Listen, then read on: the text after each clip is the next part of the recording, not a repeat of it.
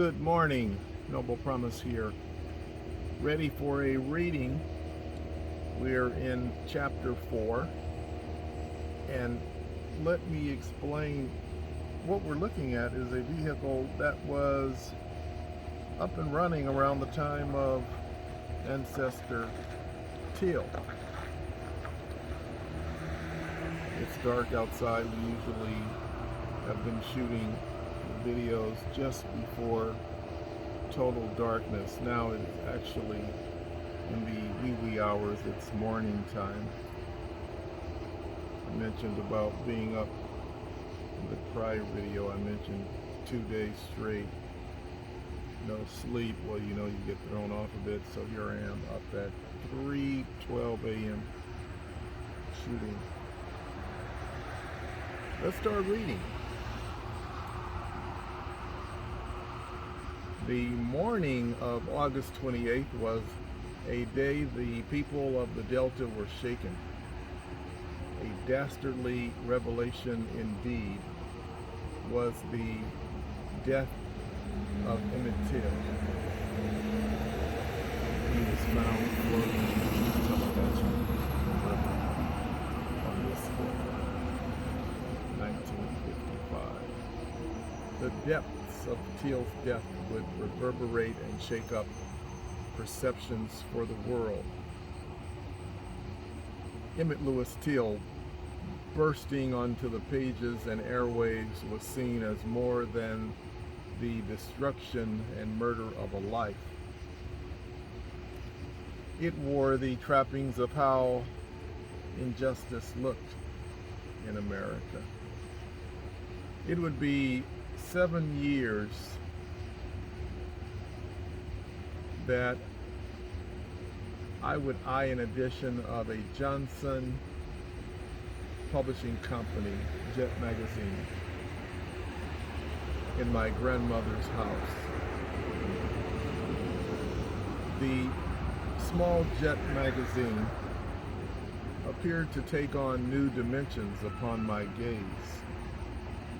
I was accustomed to the covers of Jet from having seen so many editions in homes and at the barber shop. Resting there on my grandmother's coffee table, a walnut brown classic 60s era piece crafted from fine wood. There it was, the Jet magazine with Emmett Till on the cover.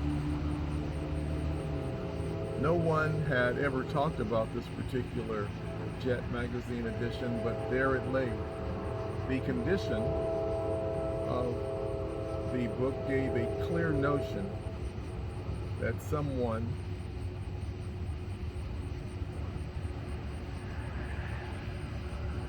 reasonably, by its condition, had taken a few long, hard looks at the magazine's contents. The pages were all intact, but the magazine was clearly read several times. The thin pages of the book-sized magazine were no longer neatly pressed, but showed small gaps amongst the pages. This was a sign that the magazine had gained its share of inquisitive eyes many times over before me. Note, as I'm reading this rough draft, I am eyeing things. I'm seeing typos. I'm seeing a little grammatical issue here and there. So, I'm reading and editing. The fortunate is to have the audio, which is recording the fine-tuning, and that's what this is, the fine-tuning of My Ancestor Speaks. Next paragraph. I lifted it to read. No one seeing me read it said anything to me about it. I didn't ask any questions, and no one asked what I thought about it. Why it was placed on the table without introduction or discussion, I do not know. But I found being able to learn about the life and death of Emmett Till,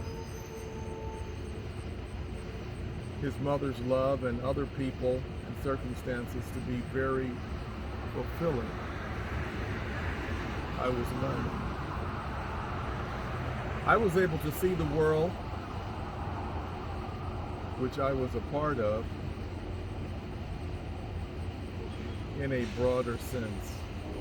To know this truth about Emmett Till felt honorable, proving my youthful spirit with a kind of light of passage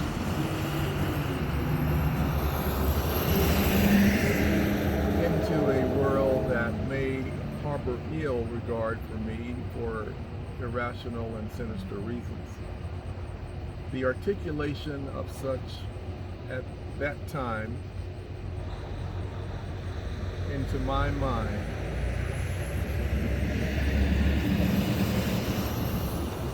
was a kind of introspection. Thoughts self-contained and certainly not as descript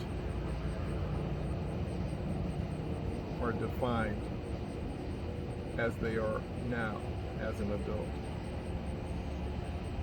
So it has been and is through the years. I would come to grips and understanding as to Emmett Till's place in history, and personally as my ancestor speaks.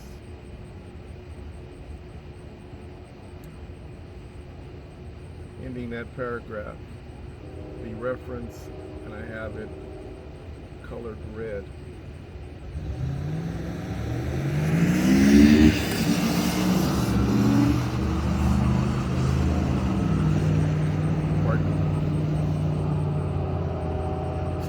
This redness, I'm looking at what will be a bit more explanation. I'm mentioning I'm sown with a certain understanding as to Emmett Till's place in history, and personally as my ancestor speaks, simply in the vein of speaking to me. You will find that this book will offer a candid picture into the life, death, and spirit of Emmett Till, and it will present itself in ways like no other book has on Emmett Till. And really foundational to that uniqueness will be the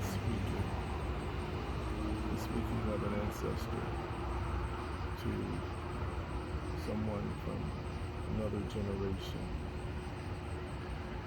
Dare we proceed?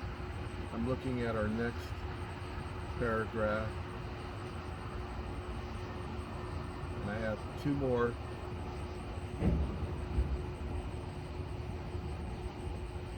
I have two more videos to complete within the next 20 hours or so. The pace was set at 20 videos per day. I actually have a mentor that gave me a hint as to what it would be like to produce a video a day. But I went forward. I do this, I do, and it's happening. But it is. Well, let's read on. At first glance, the photo of Emmett Till on the cover of Jet struck me as quite ghoulish. What a way to be. Something awful must have happened, I thought to myself, and then I began to read on and on. My reading led me to a comprehension of word that... Stop. My reading led me to a comprehension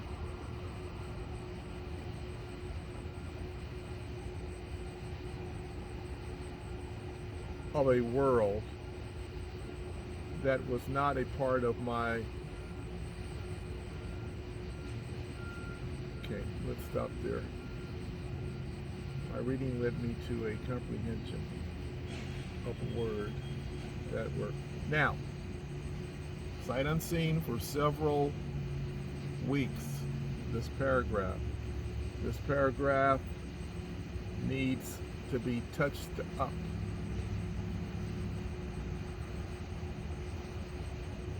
Taking just a few seconds to examine it just a little more for understanding. My reading led me to a comprehension of words that were not a part of my elementary school vocabulary, but later in life there were vocabulary words that matched my shock and disgust. Okay, what that basically means is, in my 7-year-old mind, there had to have been, at that point in my life, unbeknownst to me though, some word to describe the depravity. And so the next sentence alludes to words like depravity and a word such as sick, as in sick actions, maybe words like despicable and maniac and psychopathic and sociopathic. These were the kind of that I learned later in life. Initiating terms.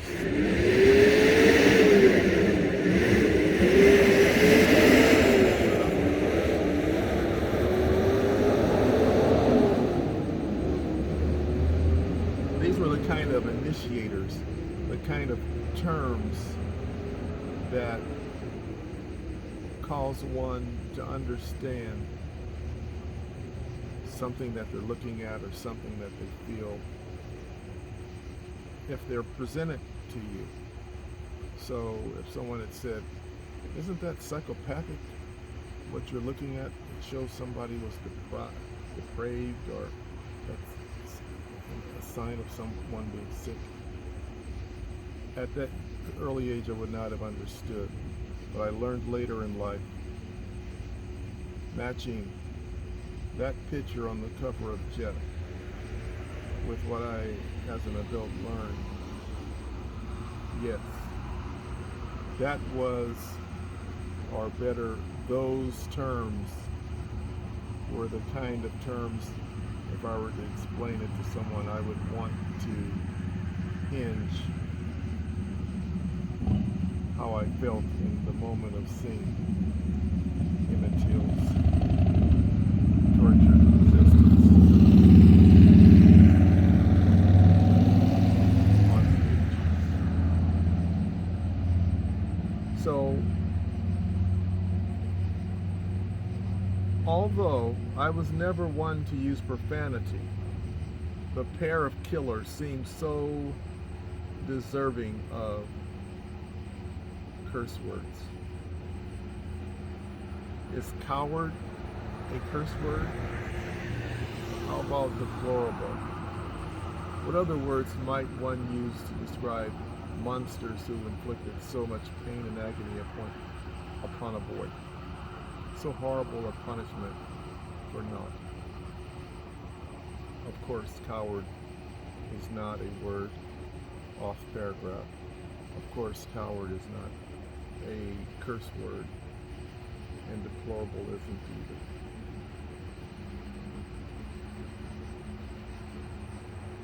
either. At 7 years old, I was not allowed to curse, and I didn't have any curse words in my vocabulary. And I still do not use them, but certainly used to cowardice, deplorable, Now, on that note, as we're done with the paragraph, I'll say that the styling of this book, there will be a certain respect for presenting words, sentiments, emotions